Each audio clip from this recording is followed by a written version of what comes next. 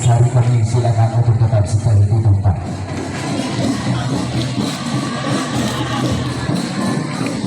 Rio Antoni berkata kalah itu Skincau 10 Mei 1995. Wilayah pendidikan pernah bersekolah di SD Negeri 1 Skincau dan melanjutkan ke sekolah menengah pertama di MTS Nurul Iman Skincau, menempuh jurusan akhir yaitu di SMA Negeri 1 Skincau, dan saat ini bekerja di salah satu bidang admin JNT Express Jakarta, dan saat ini telah bersusun seorang gadis pilihannya. Acak uang kan ya kak?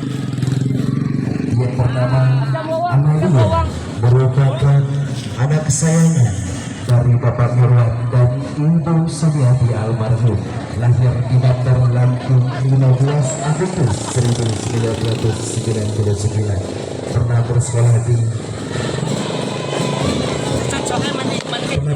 di MI Ismaria Al-Quraniyah Bandar Lampung, dan dilanjutkan ke sekolah menengah pertama di SMP Negeri 2 Bandar Lampung, dan melanjutkan jurusan akhirnya di SMK Muhammadiyah Bandar Lampung, dan saat ini bekerja di salah satu bidang wirausaha.